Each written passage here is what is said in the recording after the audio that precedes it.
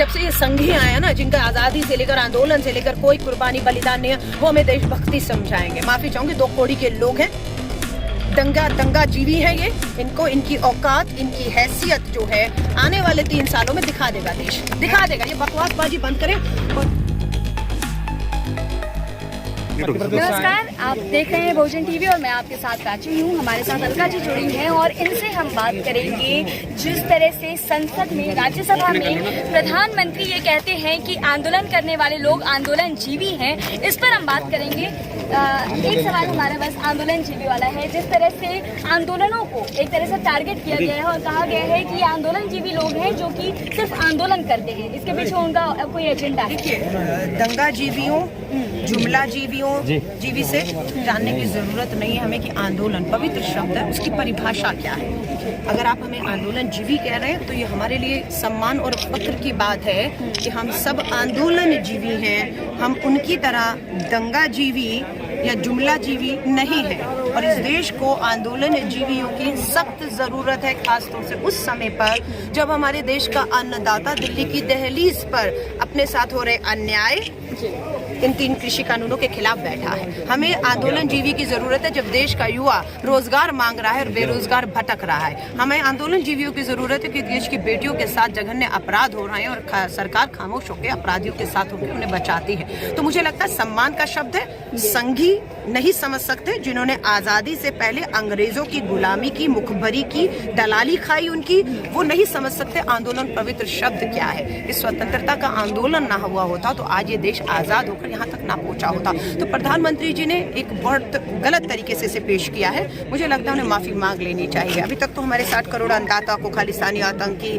और पता नहीं उन्होंने क्या कहा, नक्सली कहकर उनको अपमानित किया, लेकिन वो अपना कहते हैं ना खून के घूंट पी रहा है अन्नदाता और शांत होकर अपनी लड़ाई को लोकतांत्रिक अधिकारों के तहत आगे बढ़ा रहा है। लेकिन मैं कहूंगी जिस दिन ये बेरोजगार युवा आ गया ना, ये तो किसान है, जिस दिन बेरोजगार युवा सड़कों पर आया ना, वो आपकी जो माफी चाहूंगी औकात या हैसियत जो उनकी थी, जो इस देश ने गुजरात से बना दी, वो नीचे भी लाने का दम रखता है। इन्हें मजबूत मत करिए युवा सड़कों। आपने क्या कहा है? आपने नए कानून में कहा है कि हम एपीएमसी सरकारी मंडियों को खत्म कर रहे हैं। गोदाम से लेकर पूरी निजी हाथों में मंडियां जा रही हैं।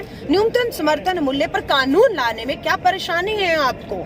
आप नहीं ला रहे कानून। आप उल्टा ये कहते हैं कि किसान अब कोर्ट में भी जाकर अपनी लड़ाई को नहीं लड़ सकता है, वो डीएम के दफ्तर में धक्के खाए। इन पूंजीपतियों के, बड़े बड़े वकीलों के सामने डीएम के यहाँ धक्के खाएगा। न्यूनतम समर्थन मूल्य तो डीएम से दिलवा दीजिए। मैडम, जिस तरह से महाराष्ट्र सरकार ने जो लगाया है उसी तरफ से बीजेपी की तरफ से जब दबाव आ रहा है कि अब ये देशभक्ति पे भी सवाल उठने लगे। देखिए, जब से ये संघी आया ना, जिनका आजादी से लेकर आंदोलन से लेकर कोई कुर्बानी बलिदान नहीं है, वो हमें देशभक्ति समझाएंगे। माफी चाहूंगी, 2 कौड़ी के लोग हैं, दंगा जीवी है ये। इनको इनकी औकात, इनकी हैसियत जो है आने वाले 3 सालों में दिखा देगा, देश दिखा देगा। ये बकवासबाजी बंद करें और कम से कम कांग्रेसियों को मत बताएं। 135 साल पुरानी पार्टी जो आजादी के आंदोलन से कुर्बानी शहादतें देकर हमारी नींव उस पर रखी हुई है, हमें मत बताएं। इल्जाम लगाया जा रहा है, प्रधानमंत्री कह रहे हैं कि आप लोग भड़का रहे हैं किसानों को। भाई मेरे को ये बताओ, क्या आसान है देश के अन्नदाता जो अन्न उगाता है धरती का सीना चीर कर, वो 60 करोड़ किसानों को गुमराह करना? कोई बच्चा उंगली पकड़ी और चला दी और मेरे कहने पर वो चल रहा है, उसकी अपनी अकल, अपनी समझ नहीं है। वो मेरे कहने पर अपना घर बार छोड़ के सर्दी में, ठंड में अपनी कुर्बानियां दे रहे हैं। परसों भी जिनके हरियाणा के 50 साल के किसान ने अपना फांसी लगा दिया,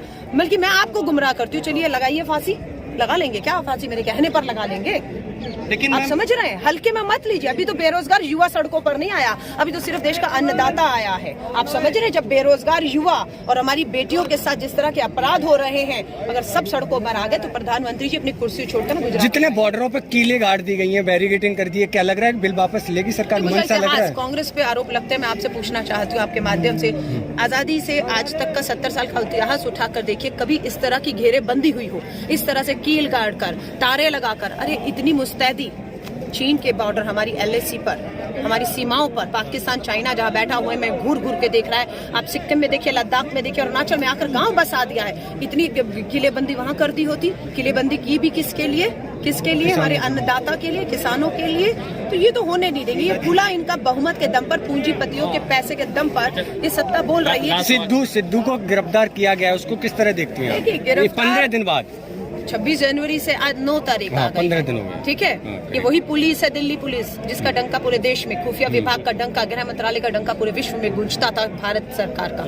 आज 15 दिन देर आए दुरुस्त आए कहते हैं, हम कहते हैं ना देर आए दुरुस्त है, सुस्त आए, दुरुस्त नहीं आए, सुस्त आए, कुछ नहीं होने वाला है। सिर्फ आप सबके हमारे दबाव में कि दीप सिद्धू का है, प्रधानमंत्री जी, रक्षा मंत्री की तस्वीरें थी, आज कहाँ है? सिर्फ वो दबाव की वजह से उसको गिरफ्तार किया, हाथ कुछ नहीं अच्छा मैम, लगेगा। लास्ट सवाल, जो हम जैसे पत्रकार जो है जिस तरह से कार्रवाई की जा रही है, गिरफ्तारी हो जा रही है, मनदीप पुनिया हो चाहे वो, देखिए मैं कहूंगी जो हमारे बड़े बड़े चैनल है ना, जो पूंजीपतियों के दम पर चल रहे हैं, नाम नहीं लूंगी, सबको पता है किस पूंजीपति का पैसा किस चैनल में लेकर, वो बड़े बड़े चैनलों को एक एजेंडा मिल रहा है, वो एजेंडा चला रहे हैं। पर मैं आप जैसे छोटे छोटे यूट्यूब चैनल आपने जो शुरुआत की है, मैं आप सब लोगों का धन्यवाद करना चाहूंगी कि आप लोग ये जो आवाजें बड़े चैनल राष्ट्रीय स्तर पर नहीं दिखा रहे हैं, आप ही की वजह से आज अंतरराष्ट्रीय स्तर पर वो आवाज पहुंची और यूएन तक को ट्वीट करके देश की सरकार को ये कहना पड़ा है कि ये इस देश के लोकतांत्रिक और संवैधानिक अधिकार हैं, उनका हनन नहीं होना चाहिए, ये लोकतंत्र इन्हें आवाज उठाने की इजाजत देता है। यूएन ने कहा है, ये आपके दम पर कहा है। मैं आपका धन्यवाद करती हूँ कि आप इन चीजों को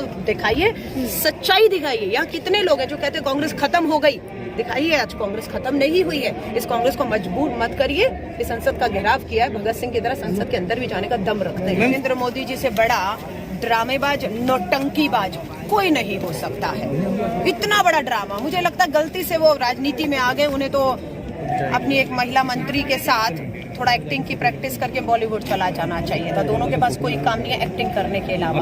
आप समझ रहे हैं उनकी ईरानी कुछ नहीं है, सिर्फ तमाशा करिए, भावुक हो रहे हैं। ये भावुक एक किसान के आंसू पे देश भावुक हुआ, जिसे षड्यंत्र से कुचलने की कोशिश थी ना, उस राकेश टिकैत के एक आंसू ने आंदोलन को दोबारा जिंदा किया है। लेकिन ये प्रधानमंत्री जी के घड़ियालू आंसू है ना, ये नौटंकी ड्रामे ये 7 साल से देश देख चुका है, कोई असर नहीं होगा उसका।